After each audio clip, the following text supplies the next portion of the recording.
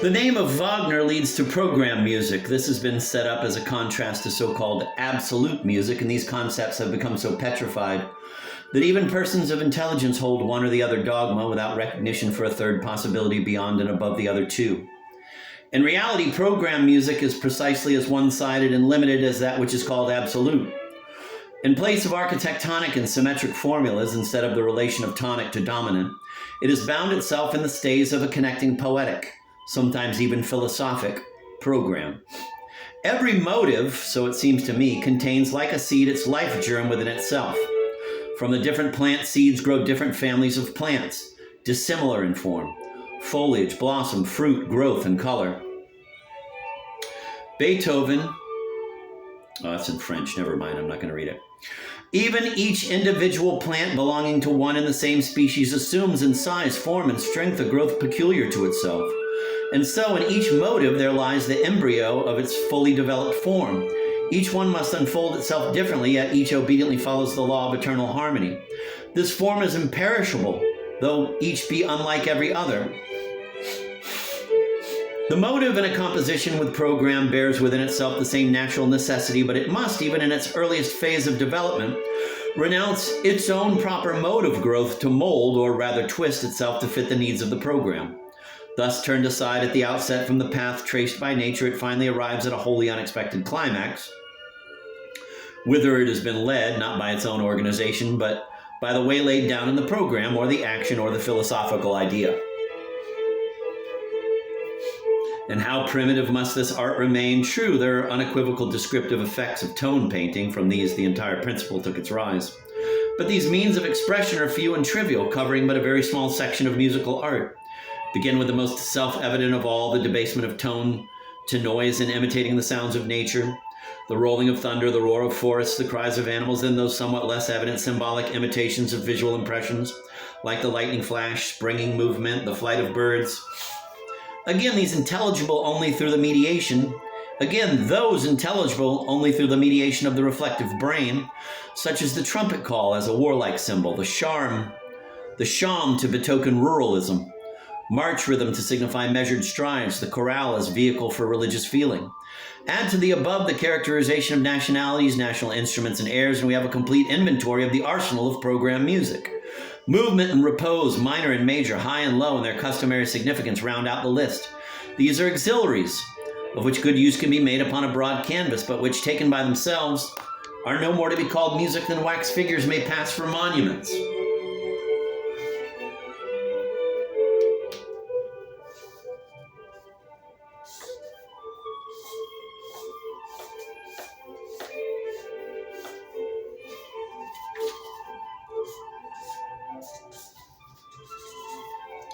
And after all, what can the presentation of a little happening upon the earth, the report concerning an annoying neighbor, no matter whether in the next room or in an adjoining corridor of the globe, have in common with that music which pervades the universe?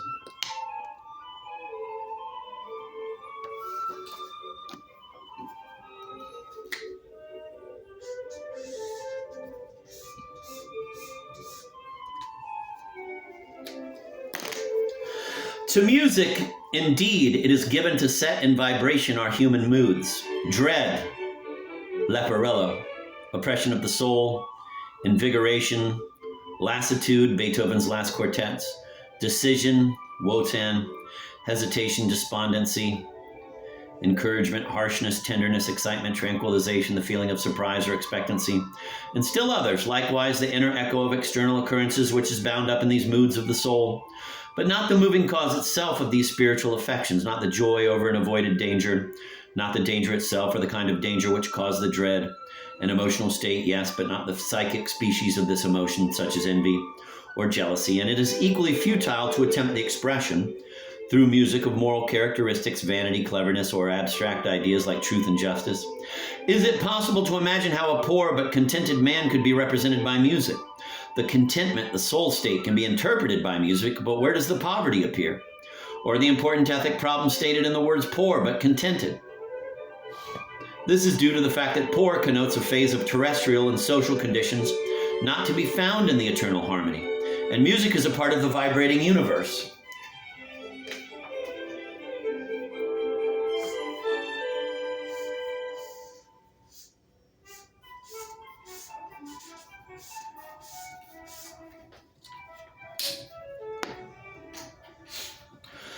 I may be allowed to subjoin a few subsidiary reflections. The greater part of modern theater music suffers from the mistake of seeking to repeat the scenes passing on the stage, instead of fulfilling its own proper mission of interpreting the soul states of the persons represented. When the scene presents the illusion of a thunderstorm, this is exhaustively apprehended by the eye. Nevertheless, nearly all composers strive to depict the storm in tones, which is not only a needless and feebler repetition, but likewise a failure to perform their true function. The person on the stage is either psychically influenced by the thunderstorm, or his mood, being absorbed in a train of thought of stronger influence, remains unaffected. The storm is visible and audible without aid from music. It is the invisible and inaudible, the spiritual processes of the personages portrayed, which music should render intelligible.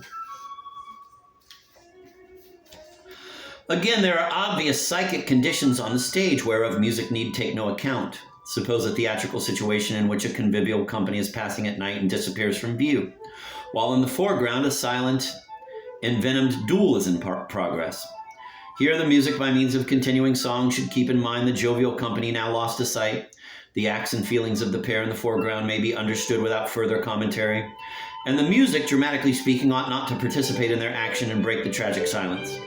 Measurably justified, in my opinion, is the plan of the old opera, which concentrated and musically rounded out the passions aroused by a moving dramatic scene in a piece of set form, the aria. Word and stage play conveyed the dramatic progress of the action, followed more or less meagerly by musical recitative. Arrived at the point of rest, music resumed the reins. This is less extrinsic than some would now have us believe. On the other hand, it was the ossified form of the aria itself which led to inveracity of expression and decadence.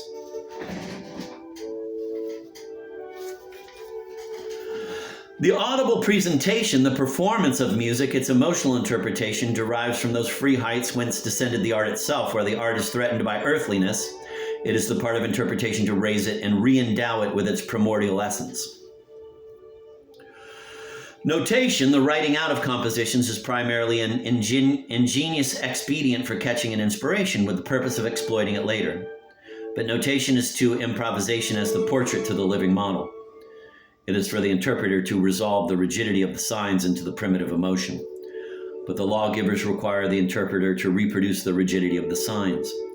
They consider his reproduction the nearer to perfection, the more closely it clings to the signs. What the composer's inspiration necessarily loses, how strongly notation influences style in music and fetters imagination, how form grew up out of it, and from form arose conventionalism in expression, is shown very convincingly and avenges itself in tragic wise in E.T.A. Hoffmann, who occurs to me here as a typical example.